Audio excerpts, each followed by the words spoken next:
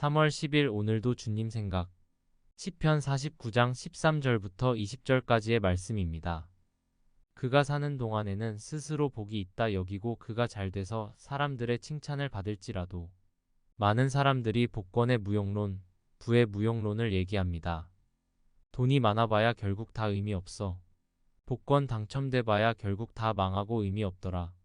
그러나 이런 무용론을 들을 때 사람들은 이렇게 답하곤 합니다. 알아. 그래도 이왕 한번 사는 거 한 번쯤은 부자로 살아보고 싶다. 한 번쯤은 그렇게 많은 돈 있었으면 좋겠다. 그렇습니다. 이 땅에 사는 동안 잠시 누리는 그 사람들의 칭찬, 명예, 권세 등이 죽음 앞에 허무해진다는 것은 텍스트로는 충분히 들어아는 바입니다. 그러나 그럼에도 불구하고 우리는 이 땅에 사는 동안 이것들을 누리고자 하는 열망에서 쉽게 자유로워지지 못합니다. 이 땅의 삶도 생각보다는 꽤 긴 시간이기 때문입니다. 의미 있고 느껴지고 체험되는 선명한 시간이기 때문입니다. 그렇습니다. 이 땅에서의 삶은 분명히 우리에게 충분한 의미가 있습니다. 우리가 논하는 영혼에 비하면 찰나의 시간이 맞겠지만 그렇다고 의미 없는 시간도 아니고 느끼지 못하는 시간도 아닙니다. 10분 앞에 1분이 의미 없는가? 전혀 그렇지 않습니다. 필연적 죽음으로 인해 삶의 가치와 의미를 폄하하는 자세로는 돈이나 권세의 유혹을 이길 수 없습니다. 어차피 죽을 것이니까 다 의미 없어. 라는 말로 모든 유혹을 이겨낼 수는 없다는 말입니다. 죽음으로 삶의 가치를 무시하기에는 삶은 너무나 생생한 찰나입니다. 이 땅에서의 삶은 충분히 의미가 있습니다. 그렇게 생각하는 게 맞습니다. 의미가 있는데 오히려 시간은 제한적입니다. 그러므로 너무나 소중한 찰나입니다. 아이에게 주어진 1시간의 키즈 카페는 순간순간이 소중합니다. 그러니 낭비할 수 없습니다. 낭비할 시간도 없습니다. 그러니 그렇게 좋아하는, 갈망하는 아이패드의 유혹도 키즈 카페에 있을 때는 유혹이 못 됩니다. 키즈 카페까지 가서 거기서 앉아서 아이패드 하는 아이가 도대체 어디 있는가 말입니다. 이 땅에서의 삶은, 시간은, 기회는 소중합니다. 그러니 돈이나 명예 같은 유혹 따위를 쫓다가 낭비하기보다는 가장 가치 있게 써야 할 것입니다. 유혹을 이기는 힘은 그러므로 생의 가치를, 생의 소중함을 하나님께서 허락하신 삶이라는 은혜를 인정하는 데서 온다고 믿습니다. 어차피 죽으니까 막 살아. 가 아니라 결국 죽을 것이니 허락된 오늘도 소중하게 살자. 하루하루를 감동과 감사, 수고와 성실, 기쁨과 소망으로 살면 좋겠습니다. 오늘 이 땅에서의 삶이 너무 소중합니다. 낭비할 시간이 없습니다. 사는 동안 주 안에서 최대를 누리며 살고 싶습니다. 3월 11일 오늘도 주님 생각 시편 50장 1절부터 15절까지의 말씀입니다. 첫 번째 나눔입니다. 하나님께 감사의 제사를 드리고 하나님께서 부족하시거나 필요하시기 때문에 드리는 건 아닙니다. 세상 모든 것이 그분의 것이니 사실 우리가 그분께 드리는 제물의 양은 혹은 제물의 종류는 그다지 중요하지 않습니다. 율법적으로 보자면 중요할 수 있지만 본질적으로 보자면 진짜 중요한 것은 이런 것들이 아닙니다. 하나님이 진짜 기대하시는 것은 감사의 제사입니다. 제물을 드려도 그 안에 감사와 진심이 담겨 있지 않으면 의미가 없습니다. 제물보다 중요한 것은 감사입니다. 최근에 바우 교회를 섬기면서 참 감사한 일들이 많습니다. 조금씩 성장해가는 교회, 열심을 내주시는 성도님들, 공사가 되고 있는 새로운 성전 장소 등입니다. 감사한 일이 넘치는데 한켠으로는 감사의 제사가 너무 부족하다라는 생각을 하게 됩니다. 감사한 일에 둘러싸여 있지만 여전히 걱정하고 조심스럽고 불안한 제 자신의 모습을 발견합니다. 그러다 보니 감사의 제목이 넘치는데도 감사의 제사를 충분히 드리지 못하고 있습니다. 주님께 이런 저의 모습을 회개합니다. 감사의 부족을 회개합니다. 다시 감사의 고백, 감사의 표현, 감사의 헌신을 부족함 없이 하나님께 드리는 자가 되기로 결단합니다. 두 번째 나눔입니다. 지극히 높으신 분께 내 서원을 이뤄라. 하나님께 드린 약속이 참 많습니다. 어릴 적은 목사가 되겠다고 약속했습니다. 부르심을 받았을 때는 교회를 개척하는 약속을 드렸습니다. 지금으로서는 하나님께서 세워가시는 이 교회에 올인하는 약속을 드립니다. 저는 약속을 지키는 것을 좋아합니다. 그래서 웬만하면 약속은 지키려고 노력합니다. 그러나 간혹은 능력 부족으로 지키지 못하는 약속들도 있습니다. 예컨대 목사가 되는 것도 교회를 개척하는 것도 하나님께서 도와주시지 않았다면 지키지 못하는 약속이 될 뻔했습니다. 앞으로도 하나님께 서원을 이루며 살아가길 기도합니다. 하나님께서 능력이 되어 주시고 도와주셔서 주님께 드린 서원들을 성실하게 지킬 수 있는 인생 되길 소망합니다. 목회자로서의 서원도 개척교회의 도구로서의 서원도 게으름 없이 잘 감당하고 싶습니다. 아내에게, 자녀에게, 성도님들에게, 이웃에게, 친구에게도 약속한 말들을 이루는 성실한 사람이 되길 원합니다. 부족한 능력 때문에 약속을 지키지 못하지 않도록 하나님께서 힘과 지혜가 되주시길 기도합니다. 약속을 이루는 자가 되겠습니다. 3월 12일 오늘도 주님 생각 시편 50장 16절부터 23절까지의 말씀입니다. 첫 번째 나눔입니다. 삶이 온통 악으로 점철되어 있으면서 그 입으로는 하나님의 법을 말하고 하나님의 언약을 말하는 것은 이치에 맞지 않는 일입니다. 하나님께서 기뻐하시지 않는 일이며 허락하시지 않는 일입니다. 이중적 삶에 대한 경각이 무뎌진 사람들이 많습니다. 회사에서와 집에서의 모습이 다르고 교회에서와 그 외의 지역에서의 모습이 다릅니다. 입으로는 온통 거룩과 경건을 논하는데 삶은 전혀 다른 삶을 사는 사람도 있습니다. 성경을 인용해 보자면 두 주인을 섬기는 사람들이 참 많은 것입니다. 그런데 이 모순적인 삶에 대한 인지도 없고 부끄러움도 없습니다. 거리낌도 없습니다. 하나님은 우리 인생의 두 주인을 허락하지 않으십니다. 행동으로 악을, 입술로 선을 섬기는 삶을 허락치 않으시는 것입니다.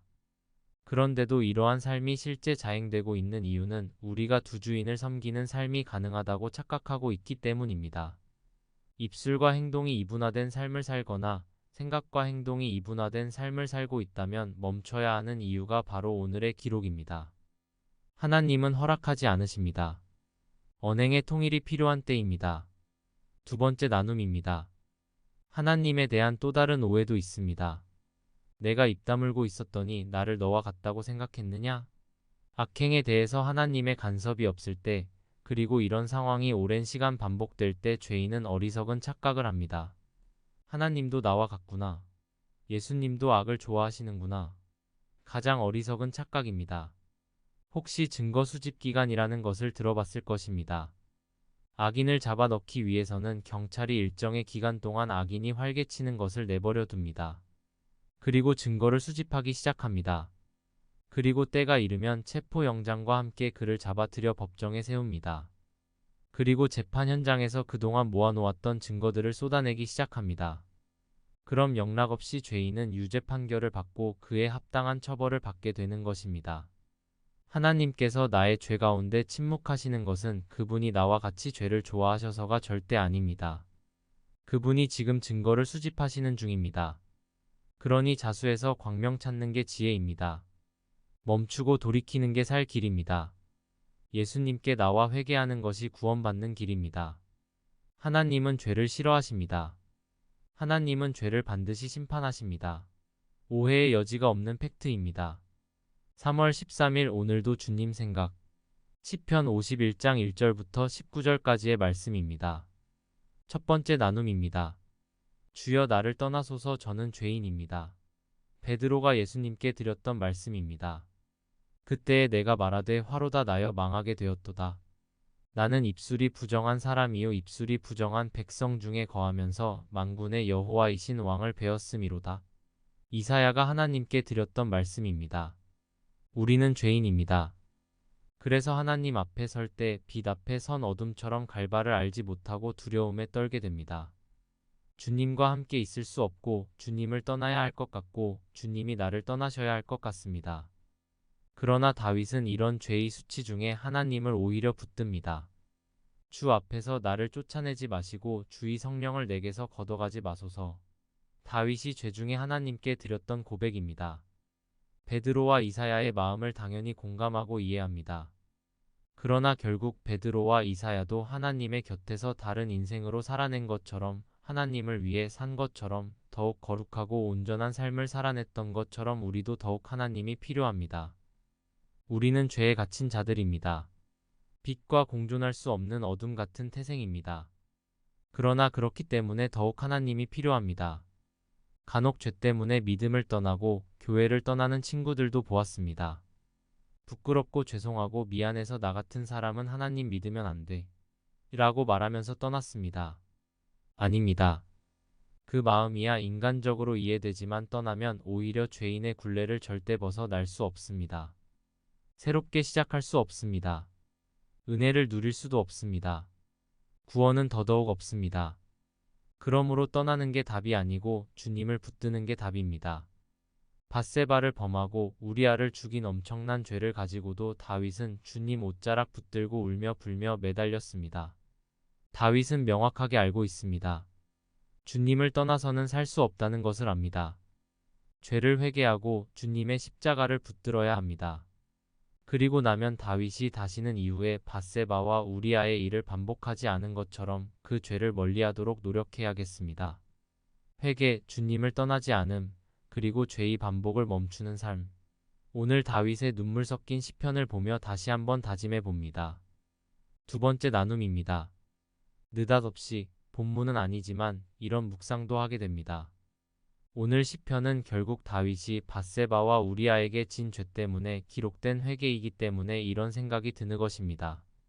다윗이 밧세바에게 잘 회개하고 용서를 빌었으면 좋겠다는 생각이 듭니다. 하나님께만 이렇게까지 울며 기도하고 회개하고 넘어간다면 밧세바에게 너무 미안합니다. 용서와 구원은 하나님께서 하십니다. 그러나 그렇다고 피해자에게 모른 척할 수는 없습니다. 피해자가 실제적으로 가장 피해 입고 상처 입은 자입니다. 하나님께 회개하고 피해자에게도 사과와 용서를 비는 회개의 완성이 필요합니다. 그 사람에게 그 일에 대해서 회개할 필요가 있습니다. 결국 죄를 안 짓는 게 답이긴 합니다. 지었으면 하나님께 회개하고 피해자에게 사죄하는 옳은 회개가 실천돼야겠습니다. 3월 14일 오늘도 주님 생각 시편 52장 1절부터 9절까지의 말씀입니다. 요즘은 간절히 기도하는 마음으로 살고 있습니다. 하나님께서 세워가시는 교회가 조금씩 기지개를 펴면 펼수록 악한 영들도 방해의 시동을 거는 것 같아서 경계하는 마음이 부쩍 커졌습니다. 과거 교회에 성도가 아무도 없을 때는 하루, 한 주, 성도님 한 분 교회 방문하고 등록하는 것으로 온 신경이 다 쓰이고 기도하곤 했습니다. 그런데 지금은 그렇게 모인 소중한 성도님들과 함께 건강한 교회를 계속 세워갈 수 있도록 온 신경을 다 쓰며 기도하고 있습니다. 악한 영은 하나님의 일이 일어날 때 발악하기 시작합니다. 주변에 힘센 사람도 세우고 못된 사람도 세우고 속임수를 부리는 사람도 세우고 분열하는 자도 세웁니다. 이러한 악한 세력은 항상 있지만 특별히 하나님의 일이 일어나는 곳마다 불나방처럼 달려듭니다. 하나님의 사람들을 향해 교회를 향해 사탄은 두고 볼 수 없다는 듯 나타납니다. 다윗에게 있어서 도액 같은 사람이 꼭 나타나는 것입니다. 방해꾼이 꼭 나타나는 것입니다. 그러나 하나님이 교회의 힘입니다. 하나님이 보호하시고 하나님께서 승리하게 하십니다. 하나님의 신실하신 사랑이 결국 하나님의 집에 있는 올리브 나무를 푸르게 만들어 주시는 것처럼 하나님께서 모든 악한 세력을 물리치시고 건강한 교회를 세워 가실 줄 믿습니다. 그러므로 주께서 하신 일에 대해 영원히 찬양하겠고 성도들 앞에서 선하신 주의 이름을 높이겠습니다. 다윗을 지키신 하나님, 다윗에게 힘이 되어주시고 찬양의 이유가 되어주신 하나님, 바우 교회도 지켜주시고 힘이 되어주시고 찬양의 이유가 되어주세요. 바울을 주님의 손에 맡겨드립니다. 아멘. 3월 15일 오늘도 주님 생각 시편 53장 1절부터 6절까지의 말씀입니다. 어리석다는 것은 지식이 부족하거나 똑똑치 못한 일을 하는 사람들일 것입니다. 행동이나 생각이 둔하고 빠르지 못할 때 쓰는 단어이기도 합니다. 그런데 다윗은 이 단어를 이렇게 썼습니다. 하나님이 없다고 하는 자가 어리석은 사람들이다. 행동이 조금 어눌하고 느릴 수 있습니다. 지식이 부족하거나 똑똑치 못할 수도 있습니다. 그런 어리석음도 분명히 있습니다. 그러나 가장 최악의 어리석음은 하나님이 없다고 말하는 것입니다. 하나님이 없다고 생각하면 인생의 치명적 실수들을 하게 되는데 그 중에 하나가 오늘 다윗이 기록한 것처럼 기준을 상실하고 동물처럼 살아가는 사람들만 넘쳐난다는 사실입니다. 그저 각자의 선을 쫓아 악행하며 사는 것입니다. 죽는 길입니다. 하나님을 인정하지 않고 내 길을 맡기지 않는다면 결국 망하는 인생입니다. 어제 큰 딸아이의 방학 때문에 1시간 반 떨어진 웨이코라는 지역에 왔습니다. 올라오는 길에 운전은 아내에게 맡겼습니다. 점심 먹고 출발했는데 제가 음식을 먹고 운전하면 10분이 채 안 돼 졸기 시작하기 때문입니다. 언젠가 과거를 돌이켜보면 그럼에도 불구하고 고집부렸던 때가 있습니다. 운전대는 내가 잡는다. 라는 오만을 부린 것이죠. 얼마나 위험한 순간들을 많이 넘겼는지 모릅니다. 졸다 어디인지 가늠이 안 될 때도 있었을 정도니 정말 하나님께서 살리신 시간들입니다. 그래서 언젠가부터는 조는 느낌만 와도 아내에게 운전대를 맡기게 되었습니다. 그게 더 안전합니다. 조는 제가 운전하는 것과 맑은 정신의 아내가 운전하는 것은 비교할 수 없는 일입니다. 고민할 필요 없는 일입니다. 인생에 하나님은 없다. 선언한 자들은 본인이 조는 운전자이면서도 고집스럽게 인생의 운전대를 잡는 사람들입니다. 절대 하나님 찾지 않습니다. 그러니 인생을 운전하다가 멸망에 가까운 사고를 당하게 되는 것입니다. 하나님께 맡겨야 합니다. 하나님 안 계신 것 아닙니다. 항상 거기에 계십니다. 부탁하면 하나님께서 안전하게 운전대 잡고 인도해 주십니다.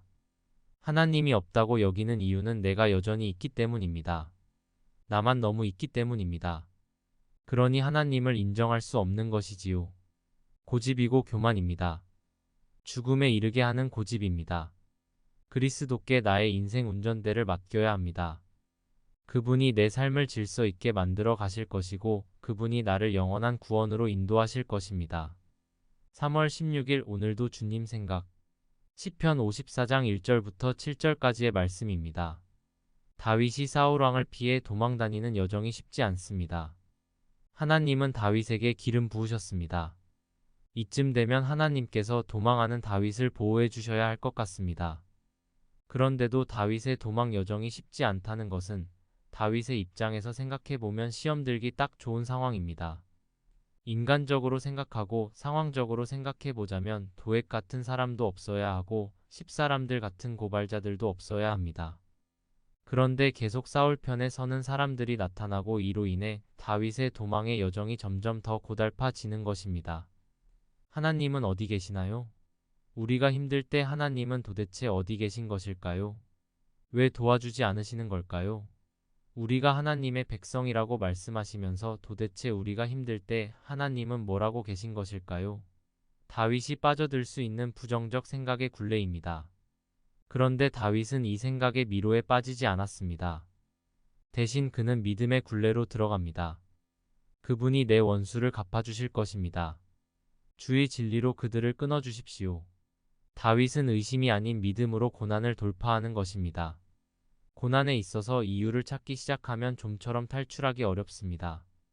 이유를 알아서 탈출하는 게 아니라 믿으니까 탈출하는 것입니다. 다윗은 믿음의 고백으로 선포했습니다.